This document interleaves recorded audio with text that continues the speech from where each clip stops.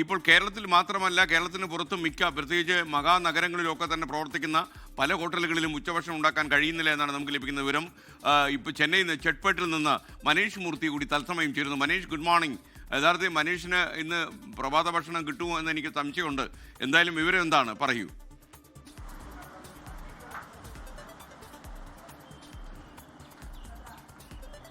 എസ്കെൻ, good morning. എസ്കെൻ പറഞ്ഞതുപോലെ തന്നെ ഇന്നിപ്പോൾ രാവിലെ ഇറങ്ങിയപ്പോൾ എന്തായാലും ഒരു കാലിച്ചായ ഇന്ന് കിട്ടും എന്നാണ് പ്രതീക്ഷിക്കുന്നത്. അതിപ്പോൾ നമ്മൾ ഈ നിൽക്കുന്ന കടയിൽ നിന്നൊരു പക്ഷേ നമുക്ക് കുടിക്കാൻ സാധിക്കുമായിരിക്കും. നാളെ ഇതുകൂടി ഉണ്ടാകുമോ എന്ന കാര്യത്തിൽ നല്ലൊരു പ്രതിസന്ധി ഉണ്ട് എന്നുള്ളതാണ്.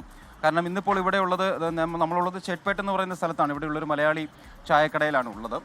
അദ്ദേഹം പറയുന്നത് നിലവിലുണ്ടായിരുന്ന സാധനങ്ങളെല്ലാം, അതായത് ഇവിടെ ഈ ചെറിയ എണ്ണക്കടികളൊക്കെ ഇവിടെയാണ് ഉണ്ടാക്കിയാണ് ജനങ്ങൾക്ക് കൊടുത്തുകൊണ്ടിരുന്നത്. പക്ഷേ ഇപ്പോൾ കഴിഞ്ഞ 2 ദിവസങ്ങളിലായി പുറത്തു നിന്നും ഈ പറഞ്ഞ വീടുകളിൽ നിന്നൊക്കെ ഉണ്ടാക്കിക്കൊണ്ടിരുന്ന എണ്ണ പലഹാരങ്ങൾ വാങ്ങിയാണ് കച്ചവടം ചെയ്യുന്നത്. ഒരു സിലിണ്ടർ മാത്രമാണ് ഇനിയിപ്പോൾ ഇവിടെ ബാക്കിയുള്ളത്. നമുക്കിവിടെ കാണാൻ സാധിക്കും. ഒരു സിലിണ്ടർ ഇവിടെ എടുത്തു വെച്ചിട്ടുണ്ട്. അത് കഴിഞ്ഞ സിലിണ്ടറാണ്, കാലി സിലിണ്ടറാണ്. ഒന്നാണ് ഇപ്പോൾ ഉപയോഗിച്ചുകൊണ്ടിരിക്കുന്നത്. അപ്പോൾ ഇനിയിപ്പോൾ ഇതുകൂടി കഴിഞ്ഞാൽ എന്ത് എന്നുള്ളതാണ് ഒരു വലിയ പ്രതിസന്ധിയായി നിലനിൽക്കുകയും ചെയ്യുന്നത്. ചേട്ടാ, എന്താണ് നിലവിലെ അവസ്ഥ? ഇവിടെ കഴിഞ്ഞാൽ കട മൂടേണ്ട സ്ഥിതിയിലാണ് ഉള്ളത്. ഈ ഒരു സിലിണ്ടറിന് എണ്ണക്കടികളെല്ലാം പുറത്തുനിന്ന് വാങ്ങുന്നതാണ് ഇപ്പോൾ. എത്ര കാലം ഇവിടെ കട തുടങ്ങി? ഇവിടെ കട തുടങ്ങിയിട്ട് ഇത് 10 വർഷം തന്നെ. ഇങ്ങനെ ഒരു പ്രതിസന്ധി ഇതുവരെ വന്നിട്ടില്ല. കൊറോണ സമയത്ത് കൂടെ ഇത്ര പ്രശ്നം ഉണ്ടായിട്ടില്ല. അങ്ങനെയുള്ള സിലിണ്ടർ കഴിഞ്ഞാൽ പൂട്ടണം, കട പൂട്ടേണ്ട ഗതിയിലാണ്. ഞങ്ങളെ തൊഴിൽ നഷ്ടപ്പെടുന്ന മാതിരിയാണ്. എണ്ണ പലഹാരങ്ങളൊന്നും ഇവിടെ ഉണ്ടാക്കുന്നില്ല.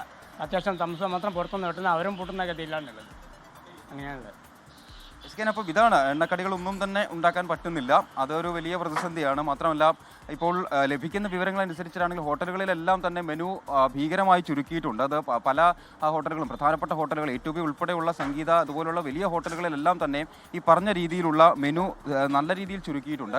കാരണം അവർക്കൊന്നും തന്നെ ഗ്യാസ് കിട്ടുന്നൊരു നിലയിലോ, ഗാർഹിക ഉപഭോക്താക്കൾക്ക് ഗ്യാസ് മുടങ്ങില്ല എന്ന് കേന്ദ്ര സർക്കാർ പറയുന്നുണ്ട്. പക്ഷേ ഇന്നലെ നമ്മൾ സംസാരിച്ച ആളുകളൊക്കെ പറയുന്നത് വളരെ പണിപ്പെട്ടിട്ടാണ് ഇന്നലെ രാത്രി ഒരു 10-11 മണിയോട് കൂടിയാണ് ബുക്കിംഗ് എടുത്തിട്ടുള്ളത്. പക്ഷെ അത് എപ്പോൾ കിട്ടുമെന്ന കാര്യത്തിൽ ഇപ്പോഴും സംശയമുണ്ട് എന്നുള്ള കാര്യം പല ഗാർഹിക ഉപഭോക്താക്കളും നമ്മളോട് പറയുന്നുണ്ട്.